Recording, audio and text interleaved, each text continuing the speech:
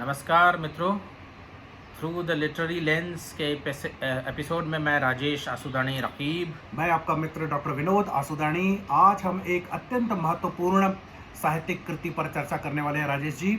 आप और सबने इसका नाम ज़रूर सुना होगा और पढ़ा भी होगा कुछ लोगों ने, और नहीं पढ़ा है तो पहली रिकमेंडेशन ये है कि पढ़ लीजिए, ज़रूर पढ़ें आप। और उसका नाम है कितने Pakistan. yes, it was written by Kamleshwar in 2000 and this novel got coveted Sahitya Academy Award in 2003 and this novel is really different from many other novels in different sense. And Vinod ji, Amrita Pritam ने इस नावल के बारे में कहा था जी बिल्कुल कि अगर सलमान रश्दी को जी। ये जानना है कि नावल क्या होता है तो कमलेश्वर का कितने पाकिस्तान पढ़ें। क्या आप सहमत हैं इस बात से? Yes, friends. She had remarked that if Salman Rushdie wants what is Indian novel, he should have read Kamleshwar's Kitne Pakistan, how many Pakistans.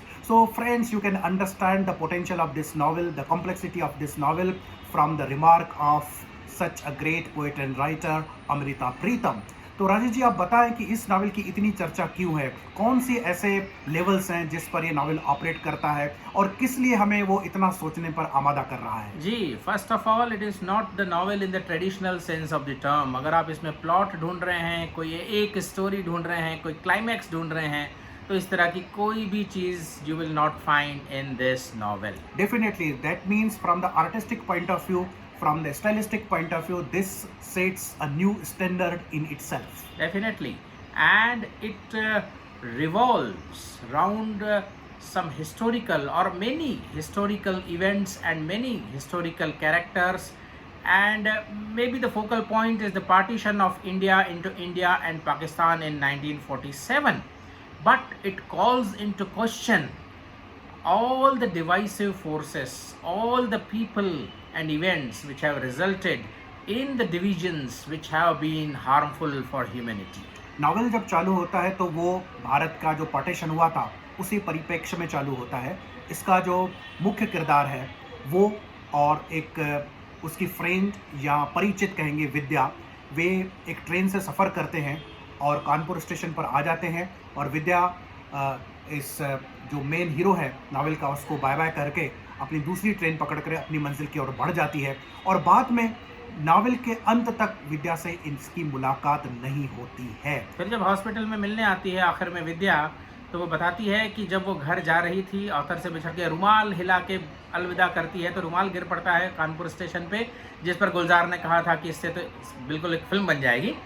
तो देन शी टेल्स कि जब वो जा रही थी तो पार्टीशन के दिन थे वो, एंड शी वॉज किडनैप्ड, तांगे में जब जा रही थी, and she was forcibly married to Muslim in Pakistan, and then she adopted there. और उसका बेटा जो है अभी न्यू दिल्ली में एक डिप्लोमेट है और किसी तरह वो ऑथर का पता लगा के फिर उससे हॉस्पिटल में मिलने आ जाती है। तो कहानी देखेंगे तो आपको कहानी में कुछ भी नहीं मिलेगा, किंतु इसके बाद जो इस नावल का मेन कैरेक्टर है जिसे हम अदीब के रूप में जान रहे हैं। अदीब मतलब लिटरेटर, author, लिटरेटर। Yes, and here novel is taken to the realm of magical realism, or I should call it psychological realism. This Adib presents himself as a judge and he holds a court, and in this court not simply the ordinary people do not appear, but the people who have played a significant role in the different ages of history, right from the ancient civilization down to the post independence period. ये बहुत अलग अलग प्रकार के लोग आते हैं जिनका हिस्ट्री में एक किरदार रहा है, जिनका इतिहास में एक रोल रहा है। और इतना ही नहीं, यहाँ पर ऐसे लोग भी अदीब की अदालत में उपस्थित होते हैं जो कि साधारण से लोग थे, जो इन दंगों के वजह से, जो इस डिविसिव फोर्सेस के वजह से, पार्टीशंस की वजह से, जो अलग अलग देशों में अलग अलग कारणों को लेकर होते हैं, कभी धर्म के नाम पर, कभी जाति के नाम पर, कभी वंश के नाम पर और कभी किसी और नाम पर। तो ये सारे लोग जिनको अपनी जान गंवानी पड़ी थी, वो अपनी शिकायतें लेकर के वो अदीब के सामने उपस्थित होते हैं और वो अपने मन की बात कहते हैं। तो Rajesh ji, I believe that this is really important. The people who had suffered without any fault of theirs, only because of the political reasons, only because of the high ambitions of certain people in the history. Finally, they come up in the court of Adib and they plead their case, I believe the chief interest of novel comes from this fact. ये दोनों बातें हैं. Number one, the great people, so-called great people like Aurangzeb, like Babar, like many of them.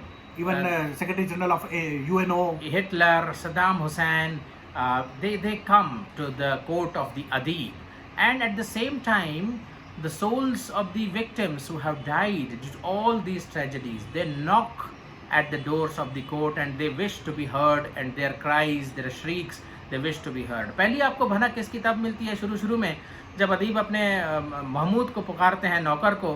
वो कहाँ चले गए थे? बोले आए नहीं. तो वो हुजूर बोले बाबर के ज़मानों में चला गया था, वहाँ से आ रहा हूँ. तो you instinctively feel that something is not ordinary about this piece of literature, something is not correct about this piece of. कभी आप प्राचीन समय में चले जाते हैं, सिंधु घाटी की सभ्यता के समय में चले जाते हैं, कभी सुमेरियन सिविलाइजेशन के समय में चले जाते हैं, कभी पुरानी अफ्रीकन सिविलाइजेशन के समय में चले जाते हैं, मैक्सिकन मायन सिविलाइजेशन के समय में जाते हैं, कभी आप मध्य युग में मिडिवल टाइम्स में आ जाते हैं, कभी आप 15वीं 17वीं शताब्दी में, कभी आप पोस्ट इंडिपेंडेंस इरा तक भी आ जाते हैं.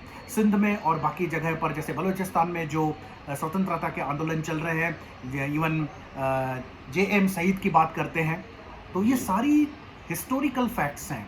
और एक बात राजेश जी मुझे लगता है कि कमलेश्वर जी एक बात हम सबके समक्ष रखना चाहते हैं. He is trying to say that the justice which was not done to millions of the ordinary people in the different periods of history should have been done, and that is why he holds a court, and that is why these victims appear before him, perhaps pleading for the justice. We know that in reality the clock of the history cannot go back, but still in the psychological realms or in the imaginative world, the message is very clear that justice should have been done to these people because they were not at fault when the countries were divided, when the lands were divided, when the wars were fought, when the millions people lost their lives, when the property of the billions of the rupees was damaged. So who was at fault?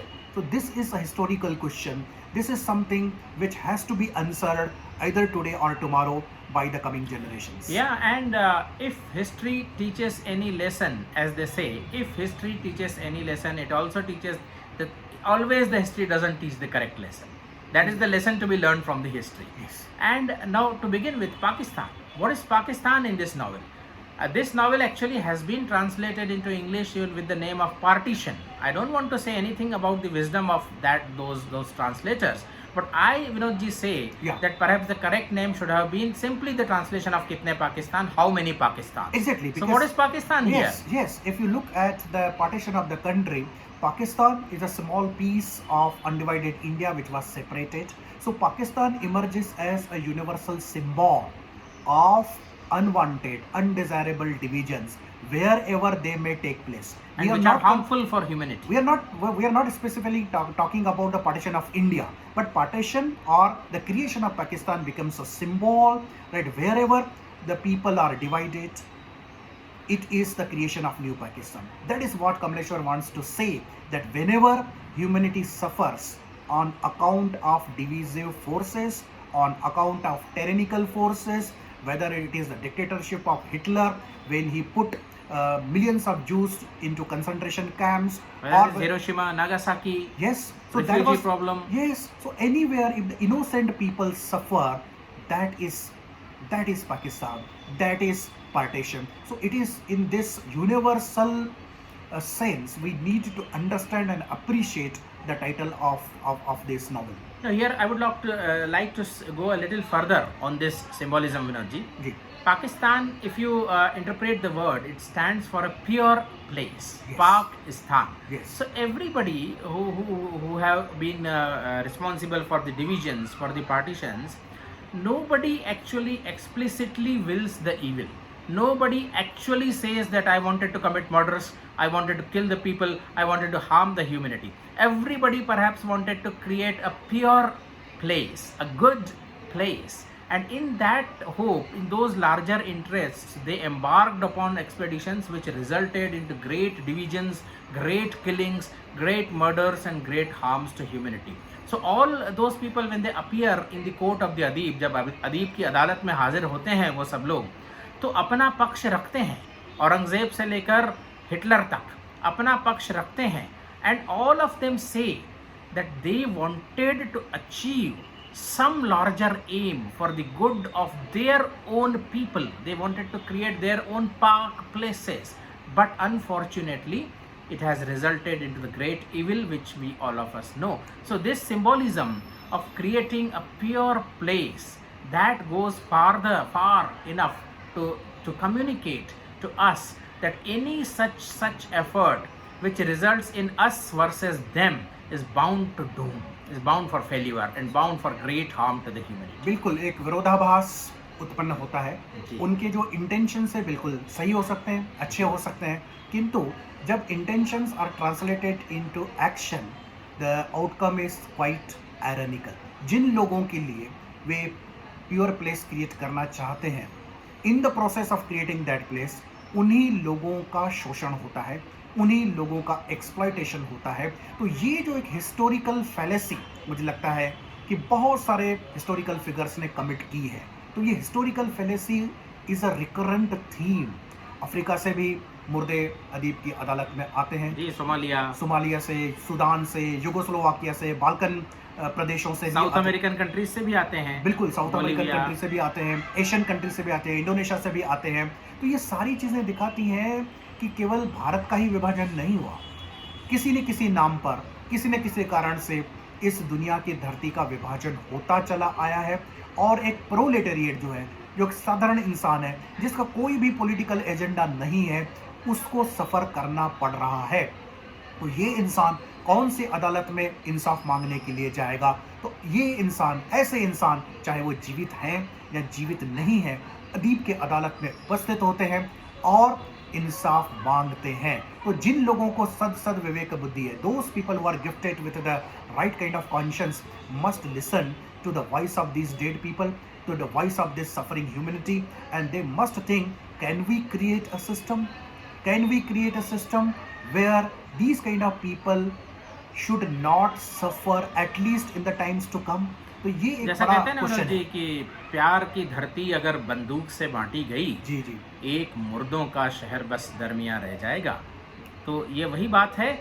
और फिर इसमें एक बहुत बड़ा हिस्सा novel का devote किया गया है औरंगजेब के पीरियड पर, जहाँ दारा शिकोह की दास्तान उनका हमको जो सिविल वार सुनाई चलता है, जाती है। औरंगजेब और दारा शिकोह के बीच में जो संघर्ष चलता है, जी। और क्योंकि दारा शिकोह एक सेक्युलर व्यक्ति हैं, वो भारत को किसी और एक डायरेक्शन देना चाहते हैं, किंतु Aurangzeb, as we know, he was orthodox person, तो उसको ये सहनीय बिल्कुल भी नहीं हुआ, और by fair and foul means he tried to eliminate Dara and ultimately succeeded in that. तो अगर दारा शिकोह गद्दी पर आ जाते तो शायद हिंदुस्तान की तस्वीर, भारत की तस्वीर आज कुछ अलग ही होती। बिल्कुल, शायद अकबर को कहते हैं जैसे सेक्युलरिज्म जी। का फादर कहते हैं, दीन इलाही जो जी बनाया बिल्कुल। था। अमर्त्य सेन ने अपने आइडिया ऑफ जस्टिस में कहते हैं कि मॉडर्न हिस्ट्री में यदि सेक्युलरिज्म की किसी ने शुरुआत की तो वो अकबर द ग्रेट ने की। और ये जो दारा था वो अपने परदादा पर ही गया था। बिल्कुल, उन्होंने वेदों और सारे धर्मों को फिर से पढ़ना शुरू और किया, ट्रांसलेट किया उनका फारसी में, और फारसी के में। ग्रंथों को संस्कृत में लाया। तो ये जब औरंगजेब को नागवार गुजरा तो उसने उसको किसी तरह, अब ये तो बड़ी सी दास्तान कमलेश्वर ने बयान की है हिस्टोरिकल सोर्सेज को लेते हुए, फाइनली एक हिंदू राजा की गद्दारी की वजह से ही दारा मारा गया, पर Aurangzeb was after him, he was persecuting him, और अपने भाई को ही उसने राजेश जी, मुझे लगता है मरवा कि दिया। नॉवेल की जो सीमाएं हैं उसमें जी। ये दारा की कहानी बिल्कुल उचित थी, जी। लेकिन जिस प्रकार का स्पेस उसको दिया गया है, मुझे लगता है कि काफी डिस्प्रोपोर्शनेट दिया गया, बहुत ज्यादा दे दिया गया है। जी जी, तो कमलेश्वर को थोड़ा सा वहाँ कम्पैक्ट होना चाहिए था। कम्पैक्ट वहाँ होना चाहिए था, क्योंकि बाकी भी जो बातें उन्होंने कही हैं, ठीक है, दारा और औरंगजेब तो भारतीय पाठकों को पता है, वो इंगित भी कर देते 2-4 पेज में तो भी चल जाती बात। बहुत सारी बातें जो भारतीय पाठकों को पता नहीं है वो उन्होंने केवल इंगित कर दी हैं, जी, उनको बिल्कुल। थोड़ा सा एक्सपांड करते वहाँ जी। तो काफ़ी सही था। पर दारा और औरंगजेब के लिए मैं ये कहूँ विनोद जी जी, कि भाई औरंगजेबी तहजीबें हैं, वाह वाह, औरंगजेबी तहजीबें हैं, दारा का सर लौटा देना। वाह। All the civilisations are Aurangzeb like, please give back the head of Dara. Yes, Rajesh ji, that even though it appears to be a wishful thinking, but sincerely from the core of our heart, we wish that the people like Dara should come back and they should take up the reins of these nations और and the world in their hands. इसी दौर की history जो है वो नुमानी एक इतिहासकार थे, उनके बारे में भी कमलेश्वर ने काफ़ी कुछ कहा है। उन्होंने औरंगजेबी दौर को जो है बड़े अच्छे से प्रदर्शित किया कि औरंगजेब इस्लाम की सेवा कर रहा था और दारा इस्लाम के अगेंस्ट में था, तो इस अच्छे लाइट में उसने वो उस चीज़ को बता दिया है। लेकिन कमलेश्वर कहीं ये कहना चाहते हैं कि जिस तरह से इतिहासकार लिख देते हैं दौर को, तो हम उसी तरह से फिर समझने लगते हैं, चाहे जो भी हुआ उसमें, और ये एक बड़ा ही हिस्टोरिकल सिन है अगर इस तरह से चीज़ों को डिपिक्ट किया जाता है। राजेश जी, मुझे ये लगता है कि कमलेश्वर हालांकि हिस्ट्री नहीं लिख रहे हैं, इट जी। Is a piece of literature, but कहीं ना कहीं न्यू हिस्टोरिसिज्म की तरफ हमें वो लेके जाना चाहते हैं। आपको ये नहीं लगता कि एमए हिस्ट्री वगैरह में इस तरह की किताबें प्रेस्क्राइब की जानी चाहिए? जी बिल्कुल, I think I have done MA history. I am gold medalist from RTM Nagpur University in MA History, but I think when I read Kamleshwar's Kitne Pakistan, my sense of history developed far more than reading all the text that was prescribed in MA History. और यहाँ अदीब ही क्यों? जब अदालत होती है तो कमलेश्वर कोई जज लेते, कुछ लेते, अदीब क्यों Manoj ji? Yes, because there is a concept of poetic justice. The traditional law operates only upon evidences and witnesses. It takes into account only the factual truth. However, literature can understand emotional truth, imaginative truth, and psychological truth. Right and wrong, even today in the courts, is decided only on the basis of concrete facts. What goes on in the mind of victim or in the mind of the perpetrator of the crime hardly is taken care of, and that is why Adib, who is a literator, he perhaps can better empathize with the people who have suffered historically. और मेरे ख्याल से तो जो साहित्यकार होता है, जो अदीब होता है, वो एक साइकोलॉजिस्ट भी होता है, पोएट भी होता है, एक लॉयर भी होता है, सब कुछ होता है। हाँ बिल्कुल, वो समाज को भी समझता है, राजनीतिक समीकरणों को भी समझता है, इंसानियत को भी समझता है। और ये एक मैं कहूँगा कि न्यू हिस्टोरिज्म की जो मैं बात कर रहा था कि here the focus, although many historical figures do appear, लेकिन जो फोकस है इस नावल का वो सामान्य व्यक्तियों पर है। सामान्य व्यक्तियों की आवाज़ इस नावल में उभर करके सामने आई है। तो ये नावल हमें इतिहास को एक नई नज़र से देखने की भी प्रेरणा देता है। इतिहास सिर्फ लड़ाइयाँ नहीं है, इतिहास सिर्फ राजाओं की कहानियाँ नहीं है, किंतु इतिहास एक सामान्य व्यक्ति किस दौर में किस तरह से रह रहा था, क्या उसके साथ न्याय हुआ या नहीं हुआ। मुझे लगता है कि इतिहास की बुनियाद में यह प्रश्न है जिसे कमलेश्वर बिल्कुल कलात्मक ढंग से अपने उपन्यास के अंतर्गत लाते हैं। बिल्कुल अनोखा उपन्यास है। कमलेश्वर आशावादी हैं, गिलगिमेश की बात करते हैं जो सुमेरियन सभ्यता में था और कहीं गया है नेक्टर लेने, अमृत लेने, जिससे कि ये सारी हिंसा, ये सारे डिवीजन जो हार्मफुल डिवीजन्स हैं, वो हम अमरत्व की बात करते हैं, पर अमरत्व not in the literal sense कि हम अमर हो जाएंगे वो अमृत पी के, पर ये violence will not plague us, unnecessary conflict will not plague us.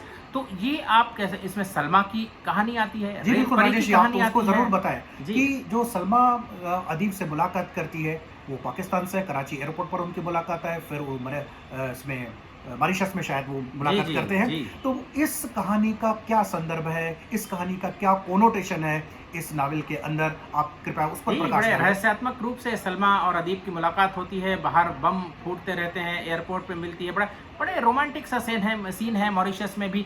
तो ये जो गिलगमेश की बात की है वो इसी तरह से, ये जो प्यार है, ये जो लगाव है एक दूसरे का, इंटर रिलीजियस, इंटरनेशनल, अलग अलग देशों से, अलग अलग धर्मों से लोगों का जो आपसी ताल्लुक है वो कहीं जिंदा रहे। जैसे रेत परी की भी कहानी है, जो कि एक मुस्लिम लड़की है, पार्टीशन की भागम भागी में वो पीछे रह जाती है, और यहाँ एक राजस्थान में शायद सिख एक व्यक्ति उसको प्रेशर देता है, सिख बिल्कुल, और और वो उसको बचाने के लिए अपने घर में रख लेता है और रेत में उसको छुपा लेता है रेत में, ताकि तो दंगाई देखिए उसको ना ले जमीन जाए। से ताल्लुक है, जमीन से ताल्लुक की बात की और छुपा लेता है, और उससे फिर वो उसके साथ रहती है, शादी करती है। तो ये जो लगाव है, अपनत्व है, विद्या की जो कहानी है, तो ये सभी हिंट्स हैं। गिलगमेश क्या लाएगा? गिलगमेश को ये वास्तव में अमृत नहीं लाएगा जिससे हम अमर हो जाएंगे। He will bring the nectar of love, nectar of compassion, nectar of affection, where people will learn to live by love. They would abandon violence. That is a symbolical meaning of nectar that is likely to be brought by और Gilgamesh. वही पाकिस्तान है जहाँ प्रेम है, जहाँ conflicts का resolution है, जहाँ एक दूसरे के प्रति कंपैशन है, सद्भाव है, वही पाकिस्तान है। तो इस तरह से कमलेश्वर पूछते हैं कितने पाकिस्तान हैं आज दुनिया में। ये इस तरह से भी आप इस टाइटल को समझ सकते हैं। बिल्कुल, और उनकी उनकी मनीषा ये है कि कितने पाकिस्तान हैं। अगर इस प्रकार के पाकिस्तान, प्रेम के पाकिस्तान, पाकीज़गी के पाकिस्तान, स्नेह के पाकिस्तान अगर कम है तो इनका निर्माण होना चाहिए। और symbolically he tries to forge this kind of world which is based upon mutual understanding, mutual love between Adib and Salma. So that is the clearest hint that we have to rise above religion, nation, race, caste, class, profession, etc. And if two people cutting across all these divisions, if they can come and live in the spirit of affection, that there lies a solution to violence, there lies a solution to cruelty and wickedness. And this is on the personal front, but at the systemic level, he also, I think, tries to tell the leaders, howsoever good your intentions are, because all of them justify themselves in his quote. So here, howsoever good your intentions are, your means also should be equally good.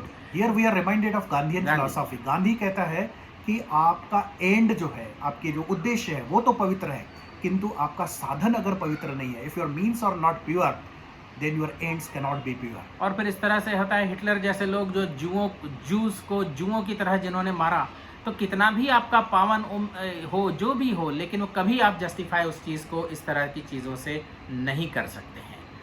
तो ये novel कितने पाकिस्तान, मतलब कितने partitions, कितने divisions और होंगे, और कितने पाकिस्तान, कितने प्योर प्लेसेस बनने चाहिए। यहाँ इस डबल सिंबॉलिज्म है इस टाइटल का। तो definitely it is a complex work of art, and as friends you know, complex work of art operates at many multi-layered levels, and this work of Kamleshwar really imparts itself to this literary complexity, artistic complexity, and I appeal to all of you that you must go through this novel. After reading this novel, no person is going to remain the same as he was before reading the novel. It's a consciousness raiser. Yes, it is a consciousness raiser. आप एक बार इस novel को समाप्त करते हैं, निश्चित रूप से आपके दिलो दिमाग में कुछ बिजलियां कौंध जाती हैं। आप संपूर्ण अपने चिंतन को पुनः एक बार टटोल करके देखते हैं, पुनः एक बार उसका अवलोकन करते हैं, पुनः एक बार उसका विश्लेषण करते हैं, और मानवता किस दिशा में जा रही है, मानवता की दशा क्या हो रही है, और संपूर्ण इतिहास के अंतर्गत मानवता ने कितना सफ़र किया है, कितना भोगा है, कितना कष्ट, कितना दर्द, कितनी पीड़ा एक साधारण इंसान को हुई है, इसके प्रति निश्चित रूप से आपके दिल के अंतर्गत एक संवेदना निर्माण होती है। और कुछ सीन्स रियली हॉन्टिंग हैं, जब जो फौज आती है एक शहर में और उनको एक लड़की मिल जाती है। जी जी, तो कई हजार, कई सैकड़ों सैनिकों के बीच एक लड़की किस तरह बांटी जाती है, इस तरह के कुछ सीन्स आपको वाकई विचलित कर देंगे। इवन क्रिएशन ऑफ बांग्लादेश का भी रेफरेंस है कि किस प्रकार से बांग्लादेश बना, वो भी एक पार्टीशन का ही हिस्सा था। पहले भारत से पाकिस्तान बना, पाकिस्तान का टुकड़ा होकर बांग्लादेश बना। यदि यही प्रोसेस कहीं ना कहीं किसी न किसी रूप में चलता रहे दुनिया में, तो हम किस दुनिया की कल्पना कर रहे हैं? अपने आने वाले नस्लों को हम कौन से मूल्य देके जा रहे हैं? Are we going to bequeath divisive forces to the coming generations, or we will save ourselves from this historical mistake and we would give them a peaceful, happier and prosperous world? देखिए, utopia तो ये है विनोद जी मेरे हिसाब से कि world should be viewed as a unit, जहाँ तक रिसोर्सेज की बात है, जहाँ तक इंसानों की बात है, पर ये तो खैर बहुत दूर की बात है। तो हम अलग अलग थोड़े थोड़े पाक स्थान बना सकें, प्यार के, मोहब्बत के, नखलिस्तान, रेगिस्तान में नखलिस्तान बना सकें, तो ही बहुत बड़ी बात हो जाएगी। तो आप ज़रूर इस नावल को पढ़ें, और केवल एक ट्रेडिशनल नावल समझ के ना पढ़ें, ये बहुत एक आपके चिंतन को मथने का काम करेगा। Yes, it is, apart from being a literary work, it is a historical, political, humanitarian document and sociological document as well. Rather cultural document I would call it. Yes. So friends, we will take your leave. आपसे हम इजाज़त चाहेंगे। तब तक आपका मित्र doctor Vinod Asudani और मैं राजेश आसुदानी रकीब आपसे इजाज़त चाहते हैं। और कमेंट बॉक्स में आप अपनी कमेंट्स खुलकर लिखें, ताकि हमें पता चले हमारी आवाज़ आप तक पहुंच रही है और आप उसे ग्रहण कर रहे हैं। नमस्कार। नमस्कार।